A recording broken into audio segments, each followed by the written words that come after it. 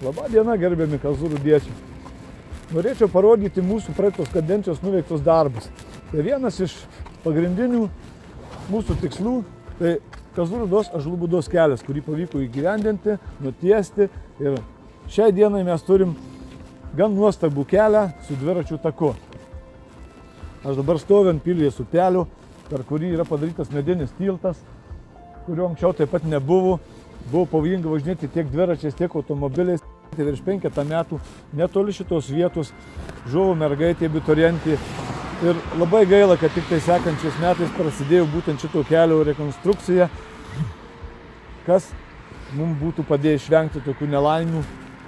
Dabar kelias, aišku, yra naujas ir tikimės, kad ateityje visi mūsų keliai bus sutvarkyti, bet bent jau pradžiai turim ką parodyti, turim kuo pasididžiuoti, kad būtent per tą laikotarpį įgyvendinom vieną jūsų kaip ir prašymą, kaip ir norą ir šiai dienai galime su juo naudoti. Randamės Paltanavičiaus gatvė ir taip pat yra atrestauruotas, sutvarkytas kelias, kurio laukim, galima sakyti, 10-metį. Bet pagaliau per praeitus porą metų pavyko šitą kelią padaryti, sutvarkyti su šaligatviais ir uždėti asfalto dangą. Taip pat vienas iš mūsų pasiektus tikslų būtent Kazlų-Rūdos aplinkelis, į kurį įdėta tikrai nemažai laiko, pinigų ir visai prieš porą metų užbaigta. Viena iš didžiausių problemų mūsų miestelėje, tai matom, ką mes turim, tai būtent Ikėjos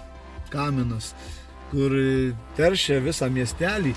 Ir problema viena iš pačių didžiausių. Be abejo, Ikėja kaip ir žada investuoti 1 milijoną aukštinant kaminą iki 17 metrų, taip pat per vandens filtrus sugaudyti kietąsias daleles. Bet to vien neužteks, kadangi be kitų detalių yra ir kvapai, kur kiekvienas gyventojas kiekvieną dieną jaučia būtent tą bjaurų kvapą. Ir norim ar nenorim, mes turėsim su jais kalbėtis dar ne vieną kartą, kad imtųsi priemonių ir būtent tas kvapas būtų panaikintas.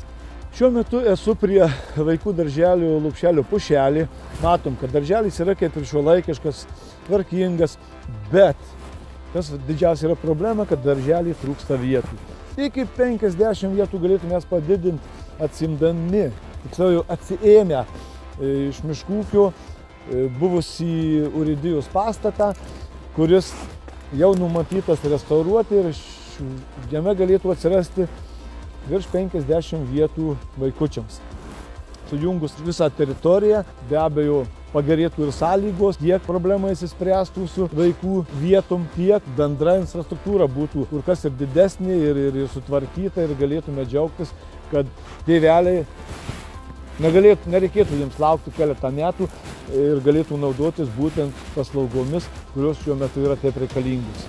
Taip, mes dabar stovim prie sporto centro, kuris visiškai neseniai yra užbaigtas remontuoti ir šiai dienai mes turėsim gan modernų sporto centrą su moderniu apšiltinimu ir vidum. Jeigu anksčiau turėjom grubiai pavadinus tam tikrą pastatą, kur vėjas kiaurai pūtė per visus galus, tai šiuo metu mes galime tuo didžiuotis, kad sporto centras visiškai atitinka mūsų norus ir lūkesčius. Šioje vietoje turėtų atsirasti baseinas, nes praktiškai pusę pinigų jau mes turime gauti per europinius projektus kartu su partneriais iš Rusijos, tai būtent Gusevų miestų. Ir mums belieka tik tai patiems iš savivaldybės lėšų pasistatyti patį pastatą, o įrangai projektinės lėšos jau kaip ir yra gautos. Štai, čia mes matom vieną iš pagrindinių problemų – Kazlų-Rūdos Viškonių kelias. Ne tik tai, kad juo važiuoti sudėtinga, prasilenkt tuo labiau. Tai